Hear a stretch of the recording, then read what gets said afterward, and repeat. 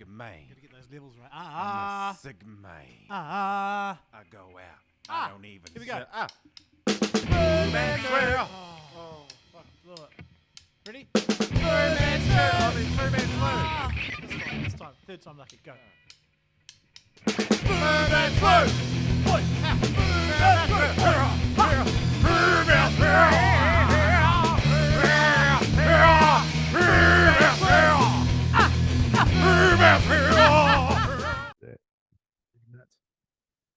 Oh, hey, man. Hey. Hi. Haven't seen you for 30 minutes, hey? Fuck it. Oh, gee. What did you do? He didn't press the button, then he's a Jew. He's a married Jew.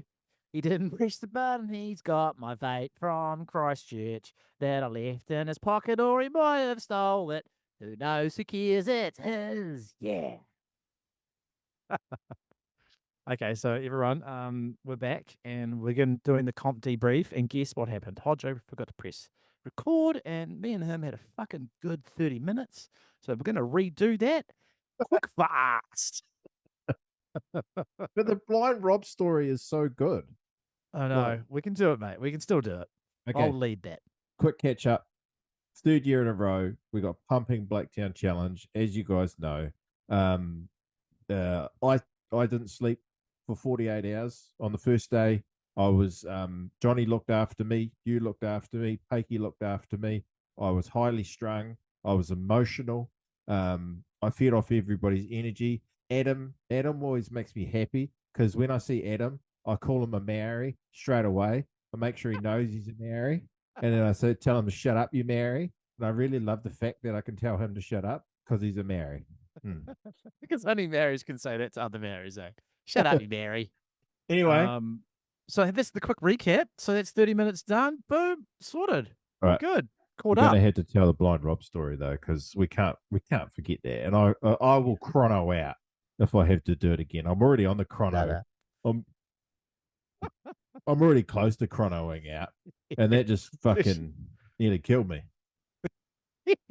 So we might have to do a part 2 debrief, I reckon, listeners and watchers, because you never know, we might miss some stuff in this one. But yeah, what you might have just missed before is a little bit of a mini recap. We talked about how pumping the surf was, and it was pumping day one. It was epic. Grommies were out there, and tide came in, and it was pumping 3 to 4 foot, waves everywhere you looked, pumping hits, pumping little schnoozles.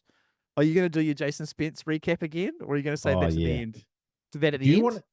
Do you want to do? Oh, we should do that at the end, and maybe you read it out because you're good at reading stuff out. Yeah, I'm not too shabs. You can send it to me, and I'll read it out. I'm happy to do that. But we're going to rehash the story. So day one, right?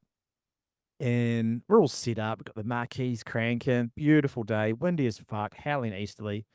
And round one, open men's heat's about to paddle out, and this dude rocks over right next to just adjacent to the judging tent, and it's just a young, sprightly looking fella in his early 20s, and he's got his little surfboard under his arm. He's fully suited up, wetsuit on, and he starts coming over, and I guess he's inquiring, because I didn't hear him straight away.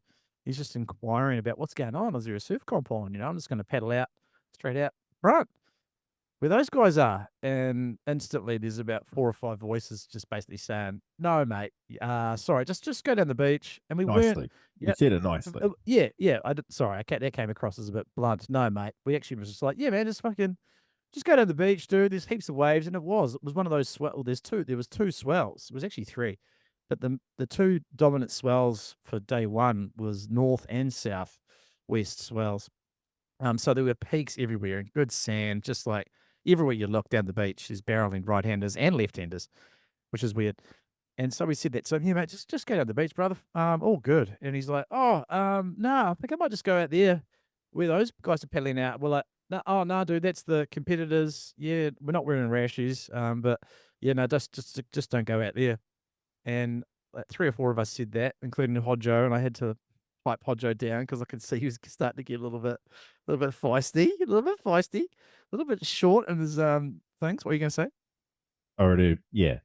Oh, you already said that. Because I said it to him nicely, Yeah. and then he just starts arguing with us, like negotiating. And I said, Yeah, mate, I did say to him, mate, we've had a million surfers surf down the beach during our comps, and there's no problems, and there's good waves down there. It's pumping down there. It's actually pumping down there. Get out there. yeah. But he didn't want to listen. He didn't want to listen, so he got a bit closer to the judges' tent, and we're all pretty much starting to fire up a little bit. We're like, "Oi, dude, just mate, no, just straight up, no, you're not paddling out there. Just go down there."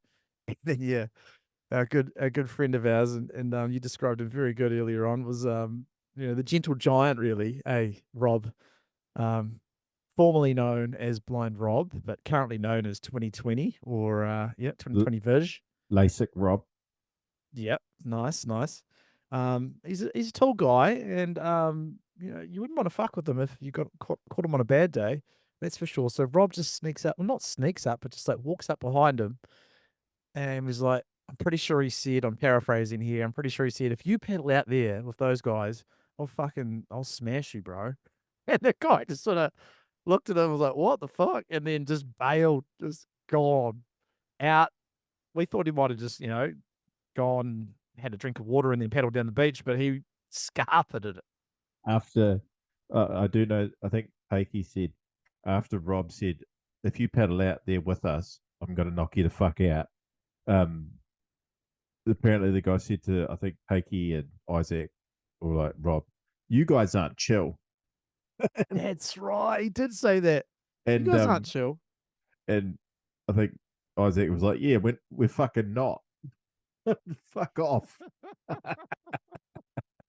Oh, mate. He had a shit show in hell to try and fucking muscle the boys out of a surf comp. What an idiot. I guess it's a perfect combination of a naive young tourist who's just here for the weekend or whatever, and they've just decided, there's just a bunch of aging bodyboarders doing their little wee competition. I'm just gonna paddle out amongst them and just fucking get some waves. We're like, yeah, that's not really happening, bros. Not today. I think he would have been what you call a COVID surfer. So one of those guys, that started surfing during COVID. That's the vibe I got. It was like a TikTok surfer. You know what I mean? Like, I'll learn how to surf because it's cool now, and on TikTok. And I just think he'd never come across a situation where there was a competition on. And, because I think the unwritten rule amongst surfing is if there's a comp on, doesn't matter who's running it, don't surf where the comp's on. Just go down the beach a bit. You can still be out in the water. No worries. Yeah, but, exactly. Yeah, that was... I think what was funny is Rob, the most gentle guy, nicest guy ever, instantly became the heaviest local at Blaketown. Yeah, just in that 12, 15 second period, eh? It's so good. It was so good. So yeah, round one, bro. What were some of the highlights in round one that you can remember? I remember me absolutely cooking it and scrapping to get a combined score of 5 points something, bro, in my round one heat. But was it your round one or was it your round two where you guys had a really good heat? I can't remember now. Round one, me, Isaac, and Spino in our heat just absolutely pumped. Yeah, it did. Good timing. And this is where I joel in, and I have done some preparation for it. And great. And everybody, if you really want to catch up on the comp details, the write-up is on the Blaketown Facebook page. And just a disclaimer: there are 2 Blaketown bodyboarder pages still active, so just go to the one with the most followers, and you'll get the right one. Oh, is that one still going? Right. Okay. And then the other one is The other one is the highlights video. Thanks to Johnny Scoot is on the page too. So you want to go right through the comp details. Live heats and the live stream.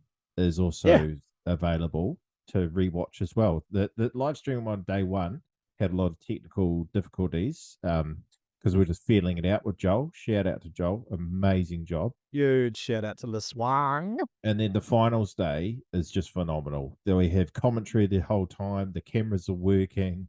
Lowy killed it on the commentary. Joel killed it on the commentary. You did a bit. It was great. Anyway, one thing I want to get to. Yes. And this is I want to argue about judging quite a lot. Right. Okay. Because it was pumping. Okay. And I think we have been notoriously underscoring waves for a long, long time. And in fact, we had some upset people about judging. This year, I think we had a hell of a lot of discussion, heated discussion throughout the weekend. And I just want to start with a little video package here, Jolin. Okay? Nice. Because, like I say, it was round one, about heat 5. Round 1, heat 5. Me, Isaac, and Jason Spence paddled out, and it just randomly, not randomly, we just timed it perfectly with our heat. It was half an hour, and it pumped, like fucking pumped. Jason, it was good. It was good. Jason, and I'm gonna say this: the barrel that Jason got was a 10. It was a 9.5 to a 10. I remember watching Marty's barrel that he got in 2007 when he won the comp in 2007. I wasn't in the comp. I was just watching. That barrel that he got was not as big as Marty's, but that's because the waves weren't as big, but it was just as good because Marty got a 10 from just a barrel. Okay? So, right, Jolin, stand by. You can fill the dead air while I set this up. Yeah, cool.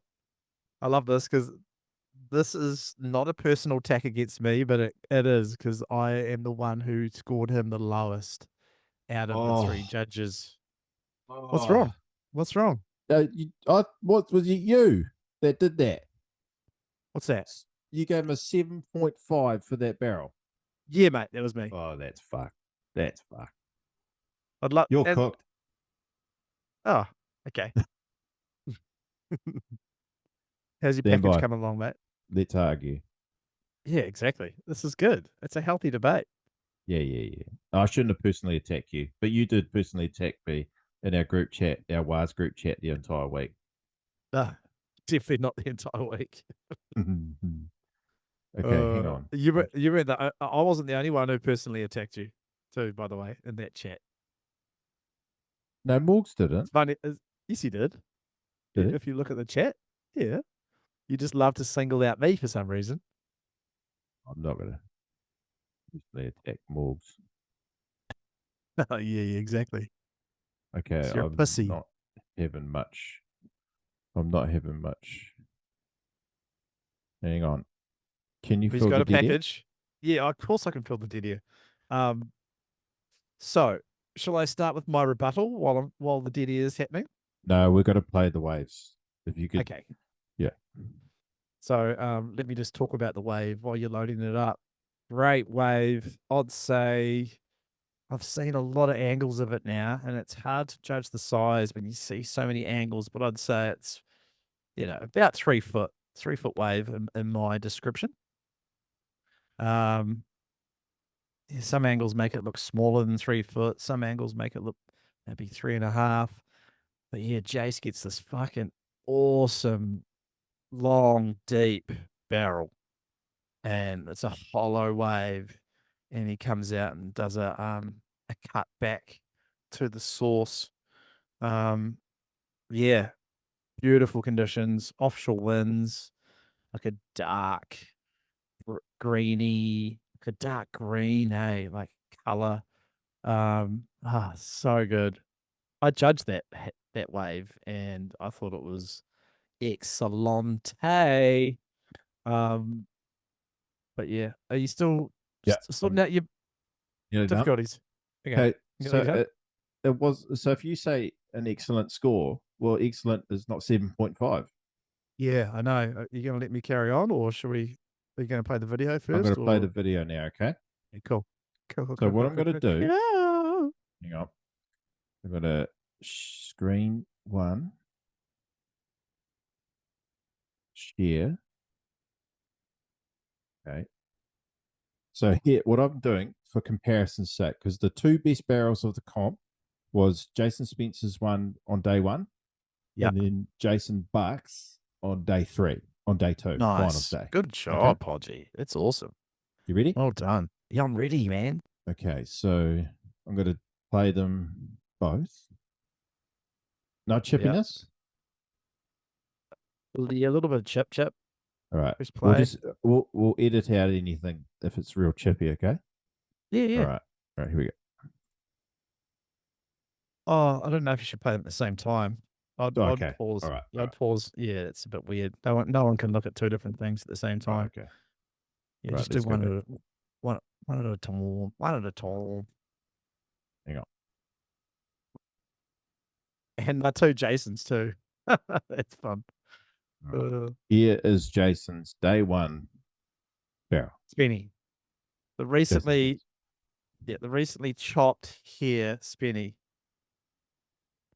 Oh, what happened? Okay. Go back. Is it chippy? Is it good?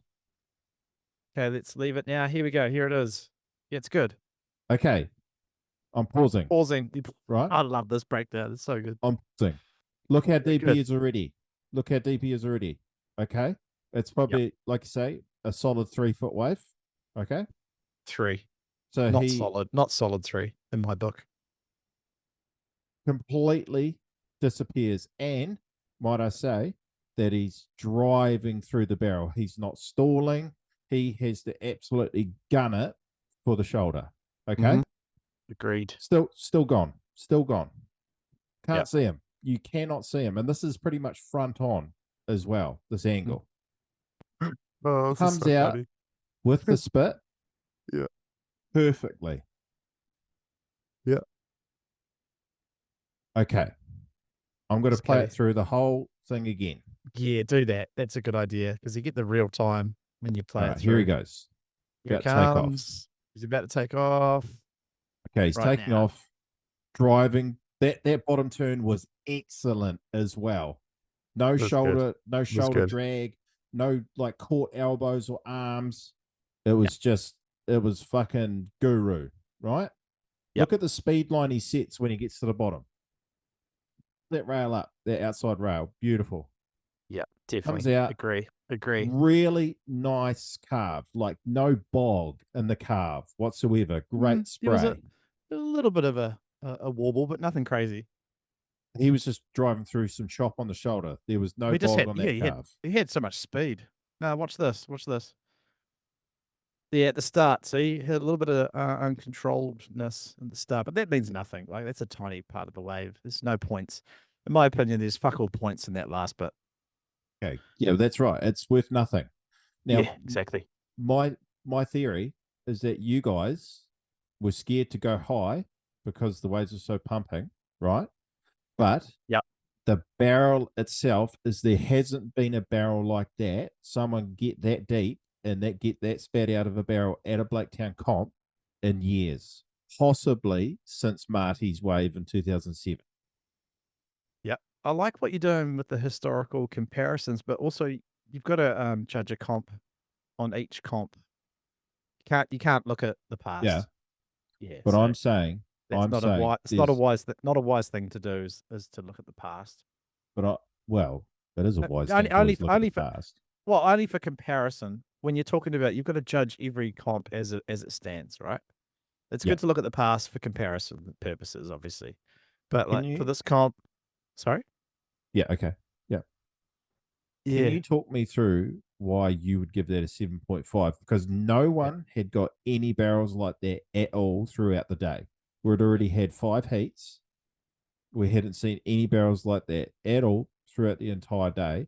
Okay, my justification is it was the best wave of the day. He was incredibly deep for a couple of seconds, spat out probably over the foam ball that we couldn't even see. And I felt like he got points actually taken off him because he didn't do a reverse. Because everybody's like, he should have done a reverse. But it's Don't like think he's I being said that. punished. Don't Yeah. think I said that. I've heard Okay, it so from other people. here's my thoughts on the wave. Here's the lowdown. Here's the lowdown. I'm big enough to say that I think I probably underscored it a bit. Definitely not. I disagree with you, 9.5, 10, but I reckon I was probably shy about 0.5 to 0.7.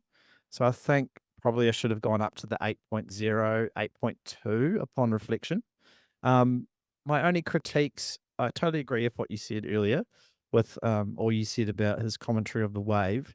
My only critiques as to why it wouldn't be like a 9.5 or a 10 is that he wasn't in it for like a crazy long time. Like for me, when I see a 10, I want like a good 3 to 4 seconds in that barrel where it's like you're so shocked that he's coming out where you're just like, what the fuck? How did he make that? Like absolute beyond wow factor is a 10 in my book, right? Yeah. So I think you're blowing it a little bit there. But yeah, for me, and if you watch the wave, he's literally only in it for 2 seconds. He is crazy deep, which is awesome. He's pretty much just full speed.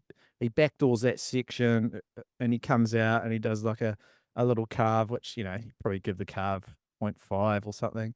But yeah, I'm reserving a 9.5 or a 10 for a deeper barrel. Yeah. Or a longer, deeper, and then a trick out of the bowl too. Yeah, obviously, and none of us are really doing that. So you kind of have to, I don't know, do you have to scale it to the, to the performance abilities of the riders? I No. guess.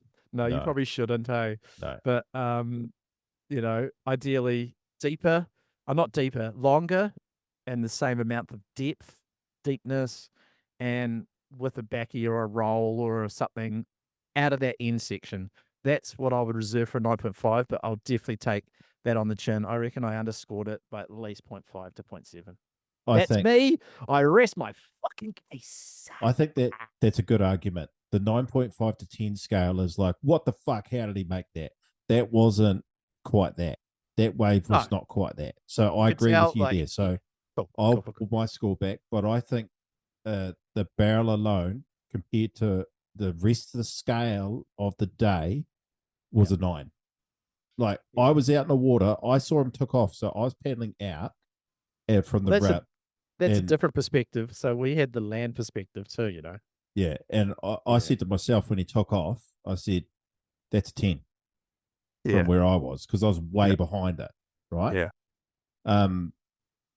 It's a healthy debate. It's so good that we're doing this because it's only going to make us better judges in the long run, eh? Yeah, that's right. The only thing that I would argue is he could have easily blown the takeoff. That was critical, and I think what we do lack in the judging booth sometimes is we don't look hard enough at the bottom turn. True. And the technicality of the scoop. Yeah. So, agreed. Well, I don't have footage of it because I got a good barrel in the same heat, nowhere near as good as Spino's, but I had to take off. So I got given a 6.17 by you guys or something for it, right? Yeah.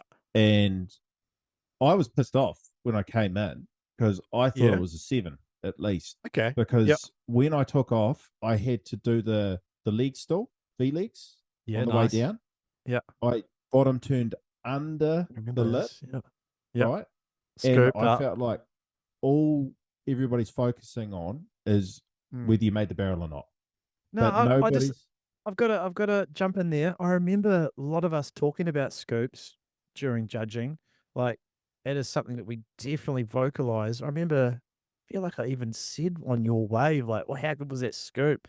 Like, it's not getting unnoticed, but maybe with the pen and the paper, it's getting unnoticed. You know what I mean? Like, we're seeing it visually, but also because we're so not desensitized, I guess.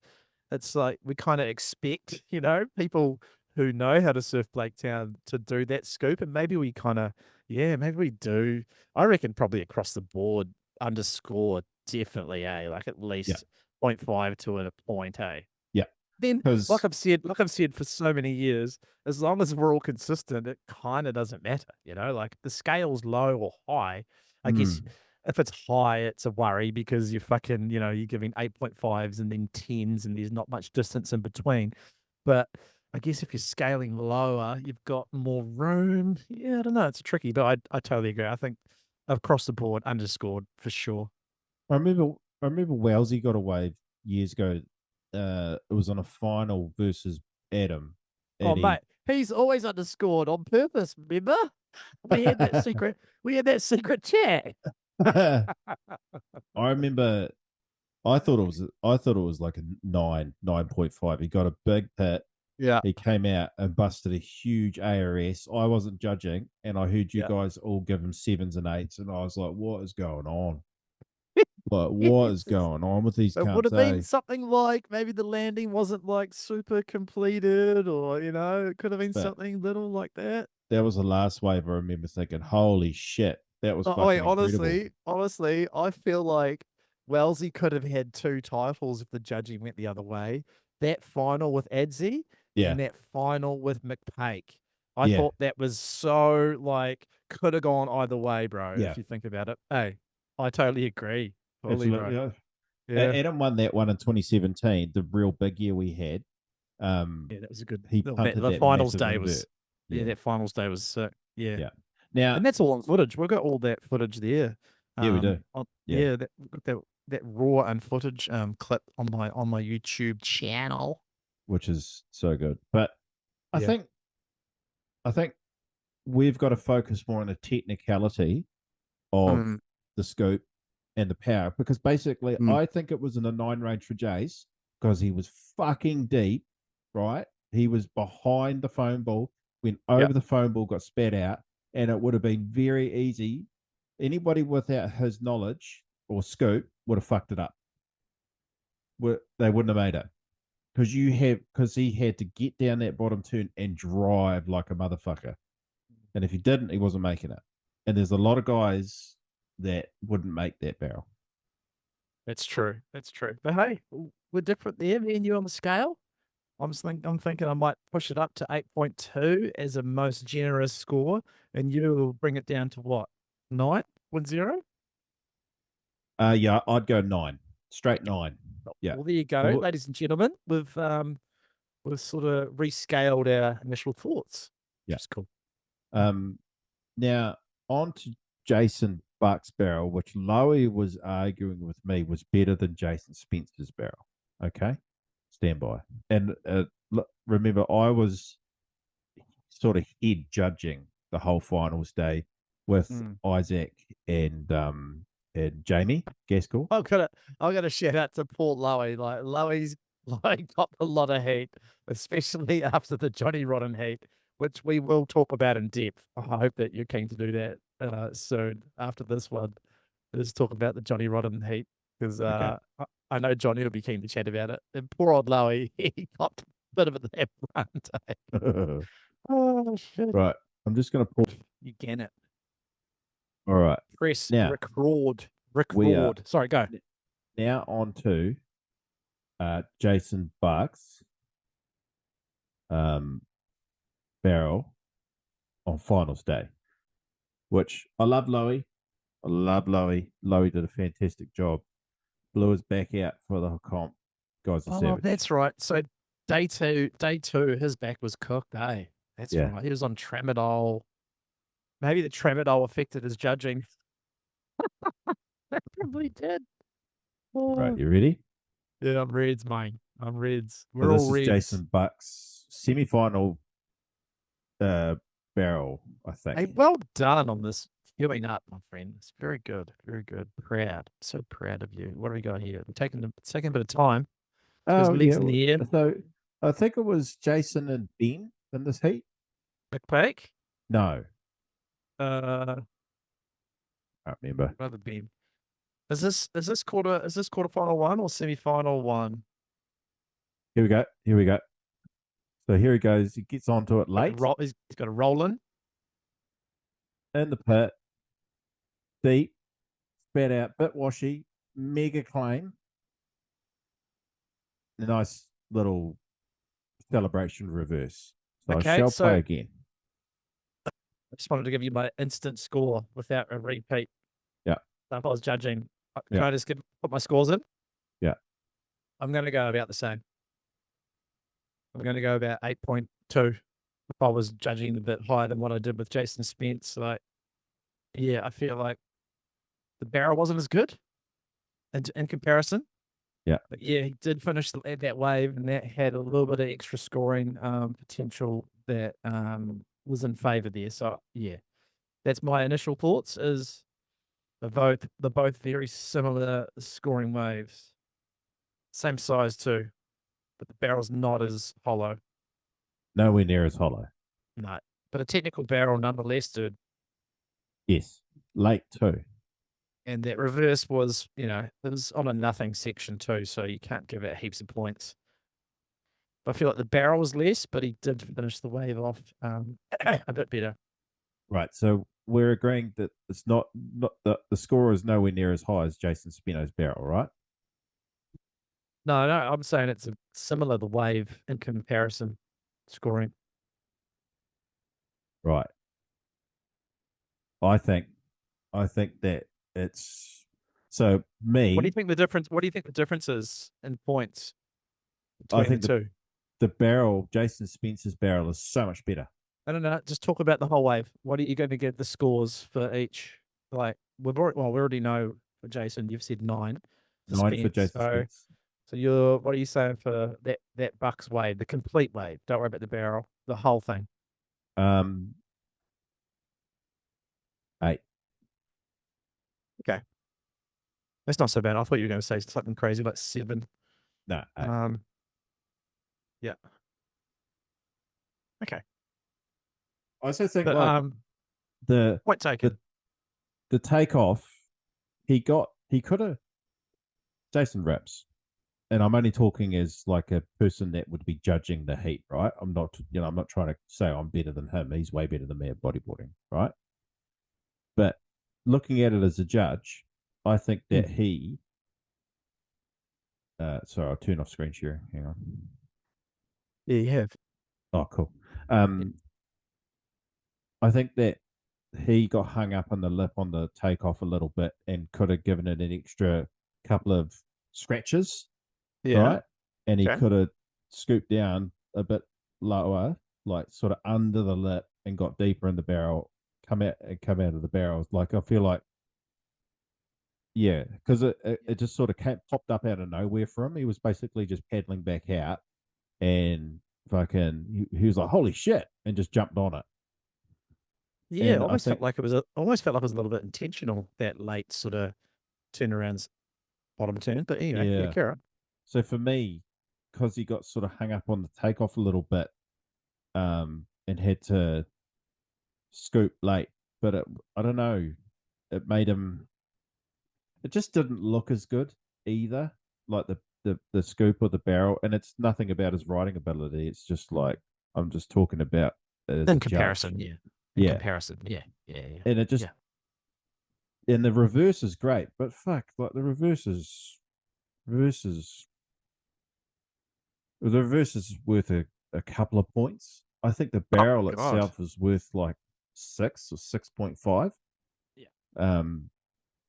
And then you chuck on 1.5 or because it was a nice reverse, like it was Craig's, and he's plenty of speed, but I just don't think it's anywhere near with Jason Spence's barrel. Yeah, thinking about it some more, probably 0.5 lower than Jace's one for me. Thinking about it hard, but it's hard to judge when you're in the moment, isn't it? Oh, it's crazy. But hey, this is cool. Like, everyone's got a different opinion. As long as you're not like fucking 3 points, disparity between the judges. I think it's healthy to have 0.5 to 1.5, sometimes 2 points disparity. I guess if you think about a judging panel of 5, it's a lot better. But when you get a judging panel of 3, it makes things a bit tricky. Yeah. I would like to think if I was sitting in the judging booth for Jason Spencer barrel, I would have gone 9 straight off the bat. Yeah. Well, hey, earlier on you said 9.510, so you changed, but so did I. did. I Yep. judged it and I gave him a 7.5, and it probably should have been for me an 8.2 at the maximum. I think you're right, because I probably forgot about that whole aspect of a 9.5 or a 10 barrel is basically one where you like give up a little bit that you think the person's going to make it. Exactly. Yeah. And that wasn't the case for that barrel, Jason. It was kind of like he's going to make that the whole time, but only because he did the bottom turn so well as well. Yeah. That's the other thing. And also you've got to think, you were in that heat and you paddled over that wave and saw it. So like your judgment is a little bit coloured in a positive way. So, you know, it's only natural for you to give it a bit of extra gloss. And for me being a judge, grumpy old grey mouth judge, of course I'm going to gloss it down a smidge. I reckon, was it gonna, well, because that's why I was a bit grumpy for my barrel that I got 2 barrels in that heat, right? You surfed really good in that heat. Well done. Well, no. My first wave was a little bit like a head dip to a nice reverse section where I did the world's slowest, fattest reverse. Oh, that was funny. And ended up sliding backwards for the boys. That was so good. I hadn't done a reverse in 2 months, and it showed. We were laughing, dude. As we're judging, we were cracking up when you did that reverse. It was like, oh, he's still going. He's still going. And then, but the good barrel I got, I thought it should have been a 7, around like high 6, because the barrel wasn't insane, but the scoop was really hard. Like I remember taking off under and thinking probably won't make this, and then when I got to the bottom and set my line and I was in it, I was like, holy fuck. And then I came out the cat flap for the boys and gave the boys the fucking claim, the boys the no arms the angel claim. wings. Yeah. The Superman prone claim, which is a lovely claim. It's one of my favorites. It was great. Thanks for reminding me about that. But hey, for those listeners and viewers out there, if you've made it this far and you're not really into boogie boarding or surf comps, I commend you. Well done. You've made it this far, because we are into the absolute nitty gritties right now with fucking judging and boog and comps. So, hey, hang in there. Get you through, because we're going to talk about some more judging interesting situations, which was the Johnny Rodden heat. Now, this was very controversial. This was quarterfinal. No, this was round 2, I believe. Round 2. Last heat of the day, basically. Last heat of the day. Super glary. We're talking, and because we're kooks, we don't. Let's just address the non-rashy situation that we've been running for about probably 4 to 6 years now, I'm guessing. I think longer. We started it maybe back longer. at like 2016. We're like, it was the one that teaser one. That was the last year that we had rashes. We had rashes. Nah. I reckon it was later than that, because I remember like there was a comp where we literally, sure we even had it, the rashies at the comp, and we wore them for round 1, and then we're all like, oh no, fuck the rashies, they're annoying. It was just, we just listened to the riders, to be honest. People were just saying the rashies are annoying, and so we're just like, well, just don't wear them. And then we managed to judge pretty effectively. But when you have the sun glare, which is what we're talking about now, the situation, with round 2, late afternoon sun glare, oh shit, it was hectic. And because the tide had sucked out a bit, the boys were out a little bit further as well. And yeah, it was a rough heat to judge. I was commentating the heat, so you can actually go and watch this. I don't know what the timestamp is, but you can listen to blow by blows from yours truly in the booth with fucking Joel and the camera footage. Shout out to Joel again. Done an amazing job, but he didn't have the special cord that allowed the main camera to zoom in and get a good view. So every now and then we had to pull back to the GoPro angle. But beside the point, the the main contentious issue was that Johnny got underscored quite a bit during his round 2 heat, and Johnny claims that judges missed a wave. So Johnny reckons he caught 7 waves, but only 6 were recorded. And I'm not sure if it's the same heat with Liam and Germ. And Liam, I think, said that he got a couple of waves missed off as well because of the glare. So yeah, it was a fuck up. It was a fuck up. We can't blame the boys. We're all volunteers. We're all just having fun. But I think the problem is if we're going to do the Shark Island format where we're seeding the quarters via rounds 1 and 2, then the pressure's on. We have to get the judging right if we're going to be seeding. Yeah. You know? And, we talk about the format. And obviously we haven't even missing people's waves and stuff. Yes. We haven't talked about the format. So, okay, I'll try and do this as quick as possible. But in the last sort of 2 or 3 years, we've had a bit of a hybrid format where we've kind of adopted other styles where we have round 1 and the winners go straight through to the quarterfinals. And then round 2 is actually like a repecharge round. So that's the losers fight out for a spot in the quarterfinals. Okay, simple as. Round 1, round 2 is repecharge, round 3 is quarterfinals. You got your top 8, and it's man on man from there. The history of the Blaketown comp has been all about the sort of Shark Island format, which is you run 2 rounds and then you get your top whatever waves, what we decide for the comp. This year it was top 4 waves, and then that makes the top 8.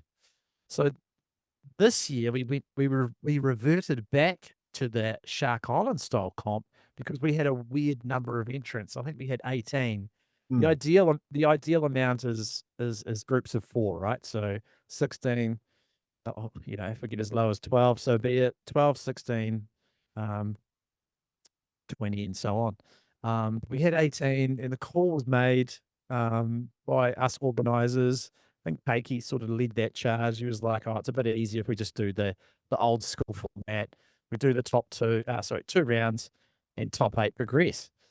But that decision was made, and also we didn't really communicate that well to the competitors' field. So it's some more feedback that we're going to take on board for next year. But yeah, that's the little wrap up of the format. Yeah. So yeah, I think next year we'll probably bring the rashies back. Maybe what we'll do, especially if it's really bad light and that sort of thing, we'd love to get a head judge that's just there to judge, and we'll pay for that person's time. Wink, wink. Kevin McAllister. Wink, Hey, wink. Mac. Nudge, Come back nudge. to Greymouth. Wink, wink. Nudge, nudge. Kevin McAllister. Now onto UFC chat, because I know that Kevin loves UFC chat. No. I was going to say, yeah, he'll be fucked off of that. And then what do we say? First day was an epic day. The judging was a fuck up. No, it wasn't. Like, come on. We can't be that harsh on ourselves. I felt like pretty consistent across the day. There was just a few moments. We definitely got a hell of a lot better for finals day because we got a bit of a kick up the ass from Johnny. You've got to be say that's pretty fair. Yeah. So anyway, let's get to finals day. So Saturday was a write-off. So first day was Friday. Saturday was a write-off. We talk about what happened though. Yeah. Well, I arrived at 8 a.m. and I said to you, it's shit. It's too big.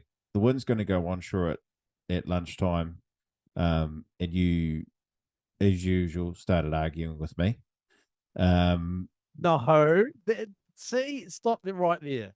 It's not arguing. It's giving my opinion on the conditions at the time. See, you just went straight down that little dark road. Don't go down the dark road. Okay? I went to the Black Lodge. I went straight to the Black Lodge. Stay up in the golden green zone, okay? I went straight to the Black Lodge. I'm Cooper in the Black Lodge. And so for me, my perspective was like, I reckon it could get better. And I just hate losing time when you've got a window. I like to, get the comp as much done as possible so we can save the finals for the best conditions. So I'm always thinking, let's try and get as much done as we can. But yeah, you made the fucking good call because guess what happened? Exactly what you said. Yeah. We started the quarterfinals, and literally the first quarterfinal heat was out there, and Me and the wind, Pakey. the wind changed, the rain came in, and our judging setup just got absolutely fucking trashed. We were scrambling to try and fucking hide away from the wind. We built a bonfire, which we thought was a good bit. Yeah. We built a bonfire, which we thought was a great position. And then the wind changed, and it was just blowing smoke straight into the judge's tent. And we were just like, nah, hold the pin. It's off. I was actually in the commentary booth with Joel. The other judges were over there. And we started the live video, and then literally a minute 30 in, we're like, nah, hold the plug, we're out. Cancel it. And do you know what's fucked up though? Because everyone left, right? I don't know if I've talked to you about this. And it sort of brings it back to our Joel a little bit. What I was thinking was going to happen. But no one would have thought this. So once everyone left, rain stopped, wind went glassy, and it actually fucking started pumping, dude. Oh, Everyone was gone. It was just me and Joel and the Jasons and Kane and a couple of others. And we were just like, oh, if everyone hadn't left, if we just waited maybe 30 minutes, it was actually pretty fun. But hey, in the end, it turned out good. it did because we got to Sunday, got down the beach. It was shit, like really shit. But It was pretty I tough. said to you and Pakey, I said, what we'll do is we'll wait until, what did we do? 12, We I think waited, it was. We went 10 and then 12, eh? yeah, we waited until 12, and then it was still shit for quarterfinal one. And I said, fuck it, we'll start now because I know it's going to get good, like through as the tide comes up. And basically, I sacrificed myself because I knew if it was fucking awful waves. Pakey just went out and shredded a couple of waves, reverses and What else? stuff. And What else could you do though, right? Because nothing. we had nothing. we had a That was the way to do it. finite Yeah. we had a finite amount of time, I guess, Yeah. right? I So we wanted had the best waves to be during the semis and the final, and we nearly got it. We nearly nailed it. think about it. We had 4 hours to run the rest of the comp. Yeah. And starting at 12, you could have maybe started at 1, and then gone through to 5, but that might have made a difference. That might have made a difference for your quarterfinal, but yeah, I guess the first couple of heats were a bit slow, eh? Yeah, they were terrible. But then, it just started pumping, and again, we just had like from about quarterfinal 2 or 3 onwards, right through to the final. It just started pumping again. That's when Jason's Buck got a sick one that we just reviewed. Akey got a fucking crazy one in the corner and didn't make it. But you remember that wave? Yeah, dude. Like, that was crazy good. That was Big heavy wedge. too. Big, like solid 4-footer, like wedgy Yeah. one. Yeah, big wedge. Few inverts going down from the boys. Yeah. The semi final between me and Spino was fucking action backed, eh? Yeah, that was good. Some barrels. You did that big lip reverse that sort of turned into a bit of a air reverse slightly. Yeah, just a bit of a glidey. It was a bit of it was one of those ones where you hit it and you can feel the release, and you can see it on the footage. I do get a little bit of release, but it's not like a full air revo. It's like a lip reverse that got me sort of off the lip a little Launched a little bit. Yeah. And real I had technical. to kick. I had to kick like fuck to get it through. He doesn't grovel though, bro, because like after round 1 and round 2, I just scraped into the top 8. Like I was like thinking, oh fuck, I'm gonna have comp mode, bro. And then got through. For me, it was quarterfinal against Ads McLean, last year's winner. So that was pretty stressful. But can I talk about how just the mindset I had throughout the comp, right? And I'd love to hear how you went with yours. Obviously, day 1 was terrible for you. You had no sleep. But for me, I don't know why. I was telling myself, we even had a podcast about it, pre-comp, the Pump Up podcast, where I said, yeah, I'm just going to relax, just enjoy the moment. And I did the total opposite. I paddled out and I was just fucking everywhere, paddling up and down, because it wasn't like normal Blaketown for me. Like me and Johnny have been surfing proper, southwest swell Blaketown for the last 3 or 4 months and so in sync with it. And then for the comp, fucking massive north swell comes and then there's just peaks everywhere. And me and Johnny are just like, the real Blaketown is not happening right now. It's all over the place. So in my round 1 heat, I was fucking scrambling, pounding around like an idiot. Round 2, just fucking scraped through to the top 8, and then quarterfinal 1 against Ads McLean. I felt so calm, the calmest I'd felt, because I knew it was Ads. I was just like, who cares? This is my friend. We're just gonna fucking just have a bit of fun, and that's what got me through. I just had $0 to give. I was just like, hey, made it to the quarters. This is all gravy now. So if I make it through, whatever. And just, managed to grovel through. He didn't have a very good heat, I think, in my heat. I don't know if he judged that or not. But I just fucking managed to grovel my way through. And then, So semi-final. funny. Hey, Yeah. carry on. Go. It's so funny. Like every year, like Ads only surfs once a year now at the comp. Round 1, he didn't really catch any waves, and then round 2, he said autopilot just kicked in, and the guy goes out. He pulls into a big, heavy barrel slab in the corner, like a big wedge, and he knows he's not that deep, so he just goes and rolls out of it. It was the biggest, heaviest roll. Like, fuck, it was I'm cool. so glad you brought that back, because I forgot about that. Fuck, that round 2 roll that he did. And he got biggest roll of the comp for that, didn't he? Yeah, it was huge. It was massive. so big. Like, big 4-footer. Like, Yeah. just bottom turn straight around it. He dominated that heat, like, just showed his true skills. Killed everyone. Crazy. He went from like 16th to 3rd. Like 4th or something, yeah. Yeah. Yeah. It was ridiculous. The guy's just insane. Yeah. That's all it takes for him, eh? It was just like one surf and he's straight into the rhythm. But then, got him. I got him in the quarters. Let the rhythm take you. Dethroned the current champ.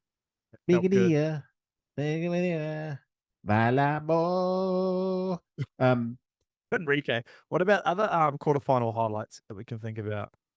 I can't fucking remember. Should I play the highlights vid and we'll just talk over don't it? do that. Don't do that. Don't do that. It's gay. It's gay. And That's that's gay. And that's gay. But yeah, semi-finals.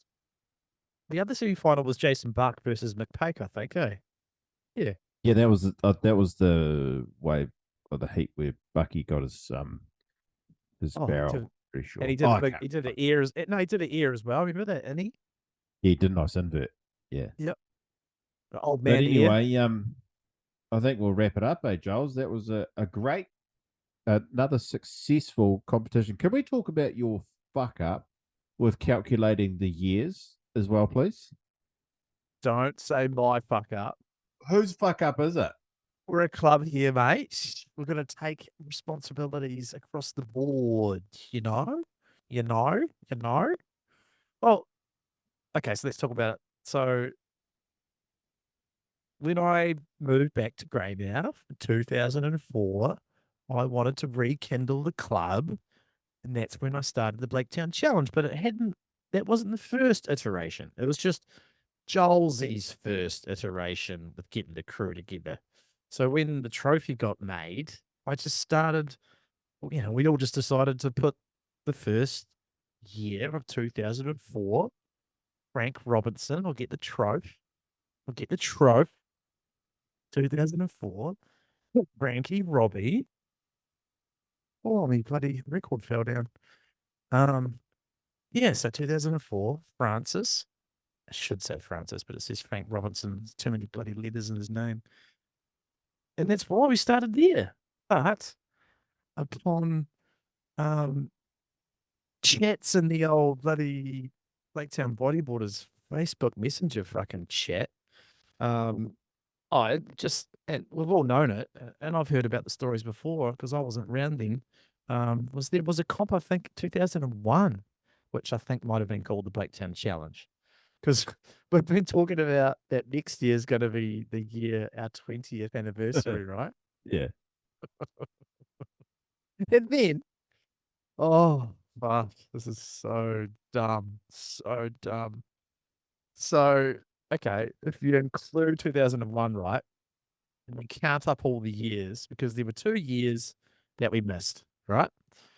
2011 and 2012. They're the 2 years that we didn't surf. So this is how fucking dumb we are, right? In 2016, we decided that was the 10th year anniversary, even though we have the trophy and we could have counted the previous years. But someone could have been me, could have been anyone, decided that 2016 was the 10th anniversary. But if you count them, 1, 2, 3, 4, 5, 6, 7, 8, 9, 10, 2015 would have been the 10th year anniversary. And that's Ben McPake. But if you include the 2001 year, really, the 10th year of the Blaketown Challenge was 2014, which Adam McLean won. And so the 20th year was actually in 2024, which Adam McLean also won. Actually, that's a huge chat. So Adam's won the 10th and the 20th anniversary. Well, we're gonna celebrate next year as the 20th, aren't we? Oh, we're just going to do a big one, eh? Let's just have a celebration and just a kook out and say, hey, this is the 20th. That never was the 20th. That should have been 2 years ago, 20th. Oh, fuck, man. So yeah, let's get some money. Let's get some big sponos, and we'll get a big we'll make a bit of a wahoo. We'll help with Joel and invest in his gear and get a really good live feed. Get more angles. We'll get more cameras. We'll get a drone. We'll fucking crank that live feeds. We'll get Joel Tapel. We'll get Oki. We'll get we'll get Oki over. Nah, we'll get Ben Severson. We'll get Pat Caldwell. We'll get Manny Vargas, and we'll get Keith Sasaki over, and they can do the live feed. Geriatrics running. We should get Mez, Big Nick Mesritz. Shout out to Mez for sponsoring the comp again. He is hooking up the boards because we still owe Ben McPake a custom board from 2023. It was funny. I was having a little side chat with Pakey because obviously when I win, I was like, "Oi, Mez, how's that custom going, mate?" And then I said to Pakey, I was like, "Oh, your Mez is going to hook us up." And Pakey's like, "Oh, yeah. I just can see why you're fucking more motivated to get those custom boards now, eh, Giles?" Is that what Mez said? Or that's what Pakey said to me. Yeah. Have you hit up Mez for your board yet? That's what I just said, yes. Oh, yeah. So I said to Mez, "Oh, thanks for the sponsorship, mate. You wouldn't believe it, but yours truly won. Promise it's not rigged." I was like, "Yeah, so can we get the..." Because I don't know if he's going to get another Indo shipment in. We'll see. It's a bit up in the air with the economy over here in New Zealand, eh? Like not many people buying boards, unfortunately. So that's still up in the air with the old Indo shipment. So which is a bit of a bummer. Hopefully things will pick up. But I might just have to get. Well, I will get Nez to hook us up. The first prizes for 2023 and 2025, probably from Oz. I'm sure Nez has got a little shaky man over there somewhere. Yeah. Yeah. Oh, cool, man. Yeah, man. Fuck. Oh, Jolin, could you please read out Jason's wonderful description of his Have you sent me something? Of his time in the Blaketown Challenge 2025. Which app did you send it to me on Messenger? On Messenger. Okay, here we go. So this is our wrap up because I'd love to do some bread and circuses after this. Or are you bread and circus after this? Yeah. After this? Okay, cool. Yeah, quickly, but yeah. All right. Yeah. Hey, quickly. Okay, so this is a what would you say? An epilogue of the event from Jason Spears. Just quickly. Yeah. Can I just say how absolutely fucking pumping it was on Thursday night before the comp? Like cooking corner, Blaketown. And Oh, Monday, we talked about this in the non-recorded session where Jason, and he actually talks about him in this, doesn't he? yeah, yeah. Yeah, But okay. just for the audience, I arrived with my family at about 4 o'clock on Thursday Arvo, pulled up, Johnny and Joel and sitting there talking shit, and it's cooking, like cooking. I We was played out him in the out too. water. I was out in the corner so quickly, and I That's lucked into fun. like 6 amazing little barrels. Got one in Yeah, front of day before you. the comp. Yeah, I got one long one from the corner all the way through to like second peak, and then it's popped up right in cooking. front of you and just started singing really aggressively in your face. That's good. I felt Oh, like you were man. annoyed by that barrel because it was Yeah, such it a definitely nice little. was. Jealous. And then when I just Jealous, started annoyed. singing in your face, you're like, fuck's sake. Jealous, annoyed, eh? Oh, man, it was pumping before the comp. But before I do this, shout out to everyone who rocked up. People like Heath Melville. How good was Yeah. that little surprise, Heathy? Yeah. And Heathy was like a fucking pig in the trough, dude. After the comp, during the comp, he stayed for like a week after the comp, dude. Just hung Just out get with him. Yeah, him and his cousin on the coast, up and down the coast. Just actually, Heath didn't fucking venture far from Blaketown. He was just surfing Blaketown. Johnny was saying that Heath was out there for like 3.5 hour sessions, just fucking milking the teats. I think Heath fell in love with Blaketown because he'd Think never so. really scored it. And I think he No. fell in love with it this trip. Yeah. Well, he had like fucking 6, 7 days on the trotter. On the trotter. And shout out to Rhino. It was another surprise who came over. Yeah. He didn't go in the comp. He went out for a free surf, but he did a heap of judging round one. I think he did like 5 heats in a row, just straight into it. I was just like, "Oi, do you want to judge?" And he's like, "Yeah, fuck yeah." I was like, "Sweet." And you sit. And he just sat there pretty much head judge for the first round. He's a good judge, actually. Yeah. Quite He rate is. Rhino. I rate Rhino's judging. Yeah. And shout out to the Christchurch boys, Spino, Mana, Mana from down fucking way down south. How good was that? Waikawa. Yeah, Yeah, some of the best surf spots in the fucking country. I know, dude. That was cool. And of course, all the fucking Lord coasters who came out. But anyway, here's Spino's little epilogue of the comp. By any objective measure, the setup at Blaketown is one of the best ones for bodyboarding in all of New Zealand. At its best, it's thick, wedgy, hollow, and thumping, and the amount of heavy water moving through the wave zone, as well as the willy shriveling water temps, tend to keep most pretenders away. Local boys tend to be talented rippers who know the shifting lineups intimately. Local knowledge counts for a lot, but due to the somewhat scattered nature of the break and a seemingly random whack-a-mole way in which A-frame peaks can pop up, the tourist with a keen eye stands a good chance of finding bombs. One I was lucky enough to find in a heat stands out, a nice thick little one. Oh, little one, was it? with an Yeah. evenly tapering off lip line and a good sucky 2 extra paddle just to be sure takeoff. I was lucky enough to be in the right spot and quick enough to draw a nice speed line into it from the back of the wedge as it back of the wedge as it felt the bank and ran off. Quick drop, edge set from the deep end, drive through the yawning section, brief shocky jockey wrangle through the innards and out through the hole into a little redirect towards the corner cutback and a unanimous 3.1 from the judges, which is not true. Way overscored for sure.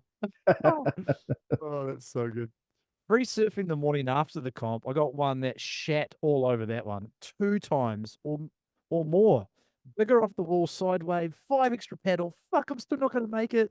Get down to hopeful death scoop into lurching stupidity, proportion halfway complete with falling chandeliers, Mach 4 life changer that spat me out. The far end with a fair part of my brain rewired. Whew. It's hard to describe without sounding like an acid casualty, but I think it's one of those real good ones that we all look for. Best barrel I've had in easy the last 6, probably 12 months, and definitely in the top 5 barrels I've had in this country department. That's fucked up. So that barrel that Spino got was in his top 5 that he's had in the country, and I'll finish off. Judges would definitely have scored it a 4 and likely thrown a rock at it. Oh, there you go. Fuck. Have you? And I heard about that wave. He was telling everyone about that wave, the day after. Sounded like he got a fucking absolute nugget. Yeah, he did. I saw it. Like I went and checked the surf with the kids. Did you see the wave? Morning. Did you see the wave that he's No, talking but about? I saw how good it was on Monday morning. Yeah. And it was just all-time corner because the north swell had died, and it was the perfect size southwest swell bouncing straight into the corner, and it was so shallow. And that's crazy. We're blowing smoke up each other's assholes, but we can't do much about it. The surf is pumping. And I said to Johnny leading up to the event, the event, because he gets, as you get closer, you see the forecast and you get excited. And I said to Johnny, I was like, wouldn't you fucking read about it? The day before the comp starts was like pumping. And then the day after the comp starts was pumping. Even though we got pumping waves Friday and then Sunday later on. Yeah. Like we still had to deal with fucking 2 big fresh swells. Yeah.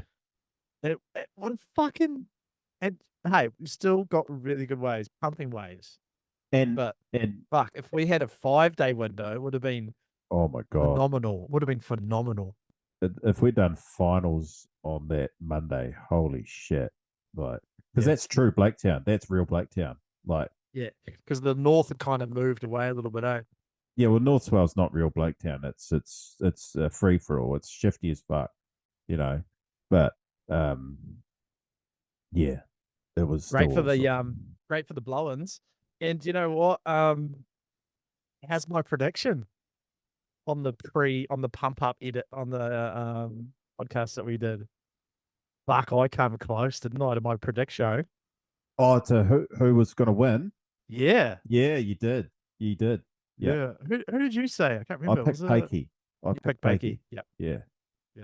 I picked old Bucky, and fuck, he almost got me. Can we talk about the final? It's a bit of a bummer, eh? The waves kind of went a bit lully, and it was just a bit. Actually, well, Jace started off real good. He got a sick barrel in the final. He didn't even talk about the final. He got a really good barrel right at the start. A really long, not big, but really long, fluffy sort of barrel. He was racing it. He was going through section after section. Yeah. And it just clamped them at the end. And we were screaming at him. Like, fucking go. Just shut him down. And then he got that fucking crazy one where he scored in the takeoff and got absolutely smoked. Yeah. I was actually quite worried for him. I was paddling around going, I was looking back going, oh, fuck. Because I saw him take off on that. And I was secretly going like, yes, fuck it up. But also the other side of me was like, oh, I hope he gets a good barrel. But I was also like, shit, don't fucking make it. And I watched him and the wave lurched up and he didn't do those extra couple of paddles and he had a bit of a bump. And then I saw the footage and he just fucking went, smokified. There was a 4-foot double up and he went from top to bottom scorpion. It was so good. I was rubbing my hands. And I won the fucking final with a scabby little 2-spin combo. But hey, and I tell you what, it was fucking tight because I rewatched it again on the live stream, and Jason did a really nice reverse that if he'd combined it with a roll or something, he would have got you easy, because the reverse that he did was beautiful, a really nice. sprayed out reverse. Shit. So it was real close. It was a bummer, because like those 2 semis before the final with full action, pumping, 3 to 4 foot, like mid to high tide, just heavy. So it was sick. Righto, mate. That's the fucking comp debrief done. Right. Bread and circuses, let's go. What have we got? So for all of you guys who don't want to listen to UFC or anything else, you can fuck off there. Or Waz. You can fuck off there. You can fuck off there. Back off. Back off out of it. What about the Waz? Last week's game was hectic. 30, I think 24. Jesus. oh I think we're a top 8 side and we'll make the finals Definitely. and that'll be great. But I'll eat my fucking hat if we made the grand final. I don't see it happening. I do not see it happening. Yeah. You know what? I'm so glad you said that because I hope that fate fucks you right in the asshole right there. Yeah. I hope so too. Yeah. I'd be yeah. so happy. He's so good. He's so good. The only year that I thought the Waz were basically a shoe-in to win the grand final and then they melted down because of the pressure was 2002 when they got on the Roosters grand final. And they should have pumped the Roosters, and I think they just let the pressure get to them. Yeah. Yeah. That was, and there was a couple of Waz teams year. like 2004 to 5, Steve Price captain. That Mm. those years too, like they should have made the grand finals those years, and they fucked out in the semis. Yeah, that's right. Yep. They were like the best team in the comp for from 2002 through to 2006. They were the best team in the comp, and they should have won a fucking GF back then. Yeah. Our wins have been fucking a little bit lucky, but also a lot of hard work. Like Hard work. The forwards have been pretty amazing, especially with Fisher Harris and being injured for a while now, and he's hopefully coming back in a couple of weeks. But yeah, fuck, the boys have stepped up the middle, and then a couple of little wee funny games from Metcalf here and there. He's had some ups and downs, and he's just starting to get a little bit confident, a little bit confident. He was on fire last week. Magic round, he was ripping. Fucking, what was I going to tell you? Do you know who I'm massively invested in now? Just as much as the Warriors, pretty much. Have a guess what team? Oh, Tigers? Yeah. Yeah, cool. Yeah, anything that Benji Marshall does, I will just back 1,000,000%. Hey, yeah, I love Benji. They have this really cool YouTube channel where they did this boot camp on, and they put it on YouTube, and they were warts and all way. You could see guys like melting, like some guys stepping up, and some guys melting, and you could see why Jerome Luai is such a fucking weapon because he was just accountable, smart, the whole time. Yeah. I think I might have got swept up in the whole, Joel Dixon, Luai fucking hate train last year or the last couple of years. He does seem like a bit of a cock, but I feel like now that he's at the Tigers, he's kind of cool again. Like, he's cool. He's mellow now. Like maybe Benji's kind of like mellowed him out a little bit. I don't know, but yeah.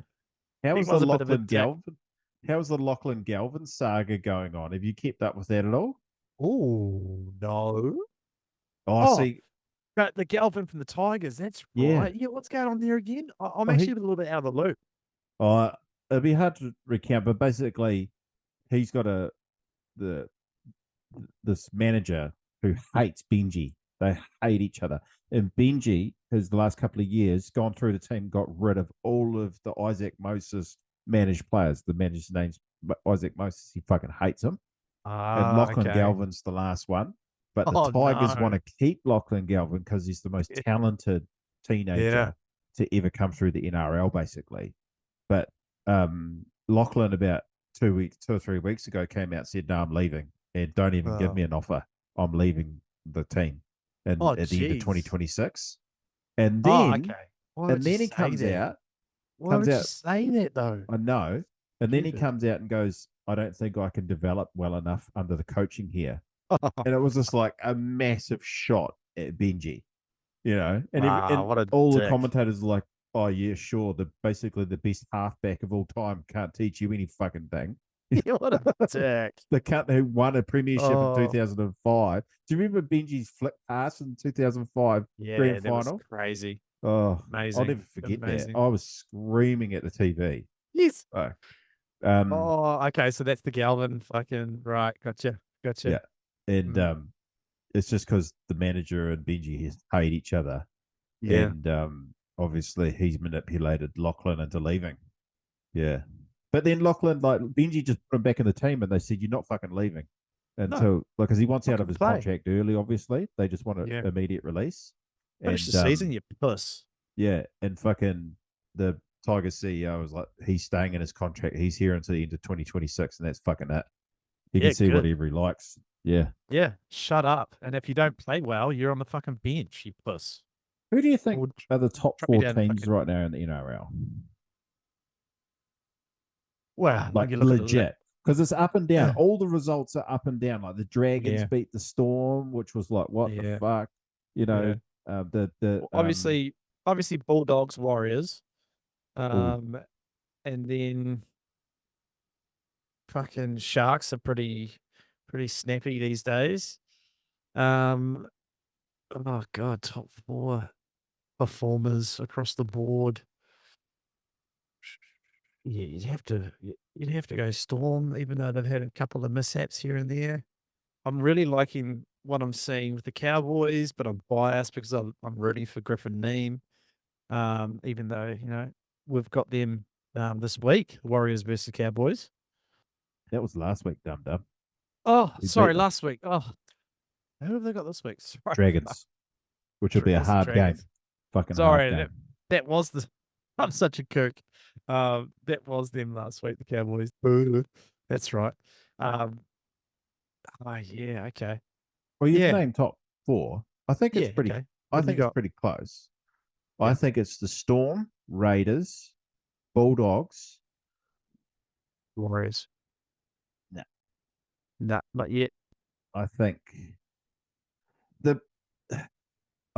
the other top 4 teams is probably more like the Panthers. by the end of the year, probably the Panthers. I'm not even kidding. No, probably. You did right. Probably. They'll come right. They played so good. I watched that game. For the Warriors to be, so for me to say the Warriors will be top 4 by the end of the year, they have to beat the fucking Storm. They have to beat the Storm. They haven't beaten the Storm in that many fucking years. They have to get over it. They've got to beat them. And I think they always have trouble. What's that? I said that will help if we Yes. beat the Storm, but it won't. I don't think it'll be the be all and end all. They've got like a complex Monkey on the back. Yeah, no, They've got a monkey on the complex back. with the Storm now. It's a fucking monkey. Everybody else they can pump. They don't like the Dragons either. They don't like playing the Dragons, and they're playing them this week. And they don't like playing them in Wollongong. I don't know why. They've always been shit there. Or maybe I'll tip against the Warriors this week. We're probably due for a loss, aren't we? We've had, 3 in a row now? Yeah. What Probably is it? due a loss. Yeah. Probably due a loss. Now, the only other breeded circus I had was Is UFC? do you know how fun it was? Like, do you know how just lovely it was to watch Bo Nickel get melted? Oh, that was nice. That was I enjoyed that. That was just divine. I enjoyed that too. It was a thing of beauty, eh? Just watching this arrogant prick. Yeah. He melted. UFC chat, here we go. Yeah, I loved watching the Ritter fucking smokify him, eh? It was so good. It was so good. He fucking did him. But this Sunday, I'm so excited for JDM, bro. I'm so excited. I've been watching so much footage. I watched that 47-minute fucking JDM video that just got dropped on the UFC channel today or yesterday. It's just like had about 7 of his fights just from start to finish. Yeah. I was just like, oh, I'm so excited, bro. But I'm also quite worried because I've seen all like the last 6 fights just before, and I was like, oh man, there's a few holes. There's a Ground few game. holes.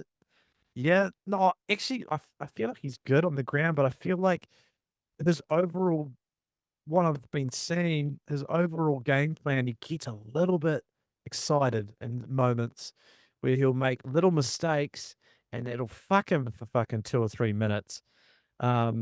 Whether it's, clinch control or ground control, he just makes these little rash decisions where it's probably better for him just to fucking buckle up, defend, and get out back to the striking zone.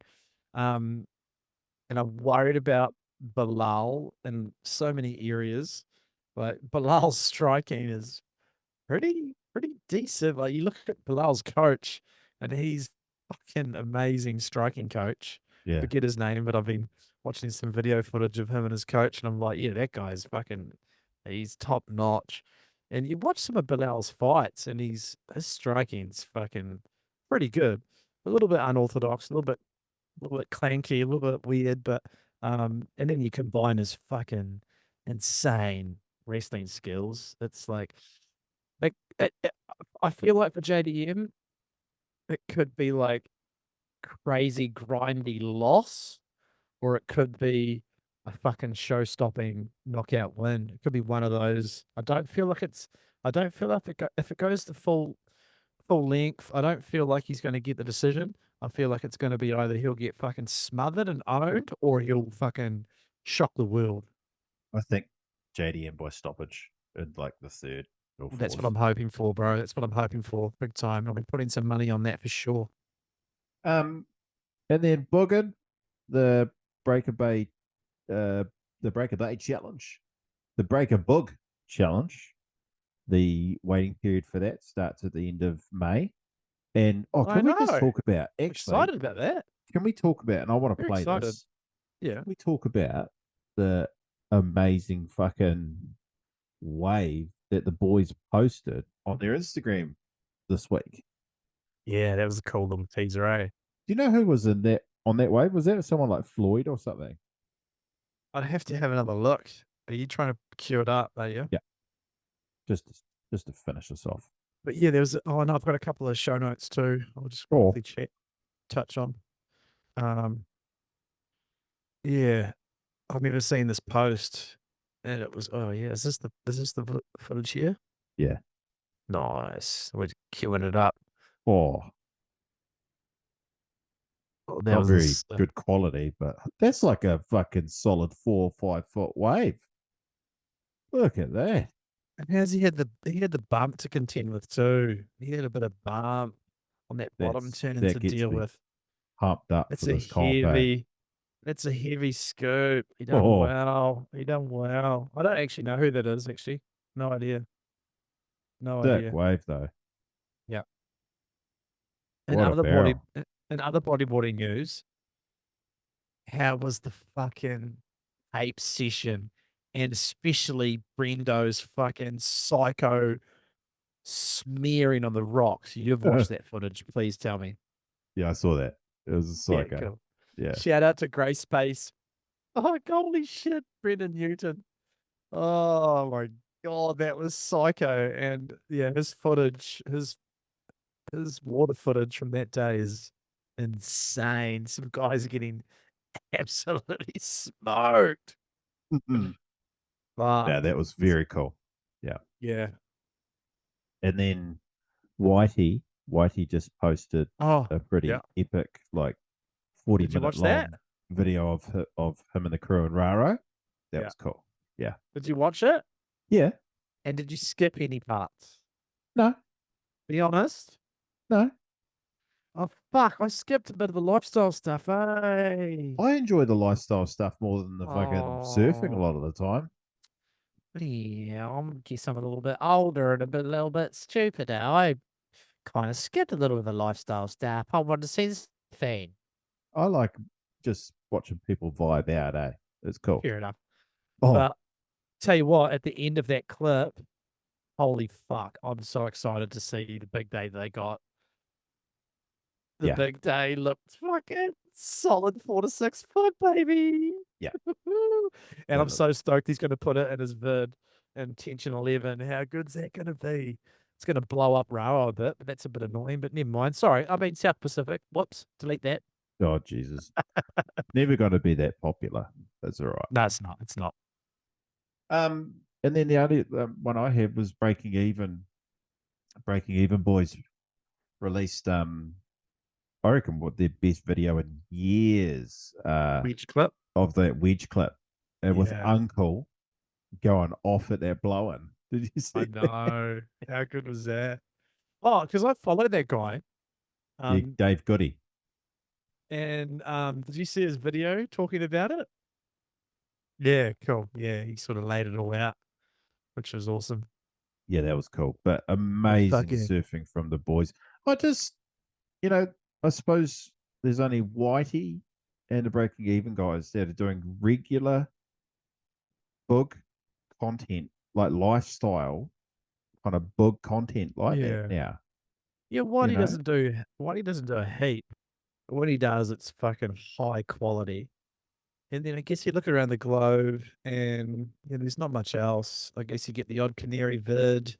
It's probably every couple of months from the Canary crew. You get the odd Tahiti vid, which is cool. Yeah. The Tahiti boys hold it down. The odd Pacific Island clip. But yeah, like when you talk about frequency, the Breaking Even guys are by far the they're doing a world phenomenal leaders. job. They're fucking world leaders, mate. They're world leaders. World leaders. Yeah. What's the other thing? Yeah, I've got some other show notes, but I don't know if they'd fit in Bread and Circuses. I might just save them for the next pod, eh? Yeah. Yeah, I'll save it for the next pod. I'm fucked. Hey, Let's go. I've got some show notes to bank in the old bank in Reno. Thanks everyone for listening. We love yous. Thanks to Shout out to our Patreon. Patreons. Yeah. Thanks to Patreonicals. Love you guys. Yeah. Hope you enjoyed the Jolin's Tinder adventures. Hope you enjoyed Frank Robinson's voicemails. And we hopefully have a surf vlog coming out soon too. And who's the fucking king of Lake? All right, bye, mate. See you later. Who's the king? Who's the champo? Yeah. Who's the champ for Reno? Yeah. Who's the old champos? Bye. Who's the old champo? Bye, everyone. Who's the old champions? Get out.